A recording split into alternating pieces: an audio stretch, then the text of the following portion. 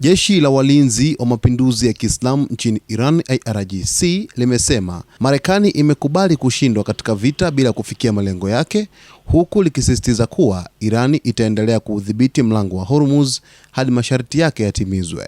Msemaji wa IRGC Brigadier General Hossein Mohebi alisema kwamba vita vya hivi karibuni vilikuwa vya kipekee kwa sababu Marekani ililazimika kukubali kushindwa bila kutimiza malengo iliyokuwa imejiwekea. Mohebi alisema shinikizo la kijeshi na kisiasa limeilazimisha Marekani na washirika wake kupunguza malengo yao na kurejea nyuma kutoka katika mipango waliokuwa wamejiwekea. Kwa mujibu wa afisa huyo, kwa sasa juhudi kubwa za Marekani zimeelekezwa katika kuhakikisha mlango wa Hormuz unafunguliwa tena baada ya Iran kuuweka chini ya udhibiti wake wakati wa mzozo.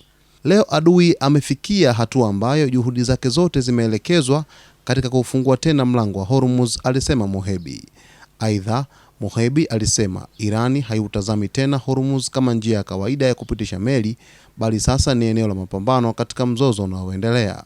Alisisitiza kuwa mkakati wa Iran ni kuendelea kudhibiti mlango huo wa kimkakati hadi pale Marekani itakapokubali masharti yaliyowekwa na Tehran. Irani imeendelea kusema kuwa mlango wa Hormuz hautafunguliwa kikamilifu hadi uingiliaji wa kijeshi wa Marekani ukome, hatua ambayo imeongeza mvutano kuhusu moja ya njia muhimu zaidi za usafirishaji wa mafuta duniani. Kauli za viongozi mbalimbali kutoka huko nchini Irani, viongozi wa kisiasa, viongozi wa kijeshi, zimekuwa zikisisitiza kwamba bado wanaendelea kudhibiti mlango wa bahari wa Hormuz kwa wakati huu, na hii ni moja kati ya silaha yao kubwa kabisa ya kuhakikisha kwamba inapata mnufaiko mkubwa katika vita vyake na Marekani pamoja na Israel.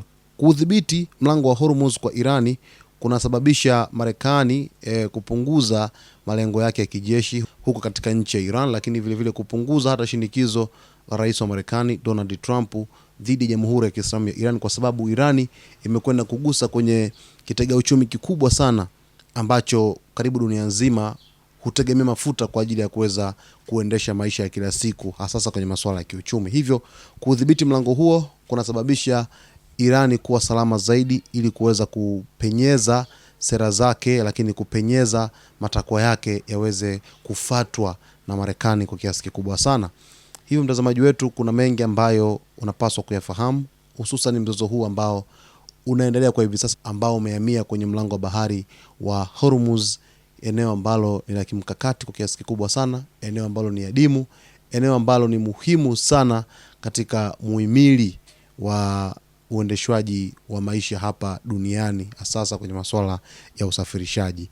Basi usiache kusubscribe channel yetu, lakini kulike, kucomment pamoja na kushare.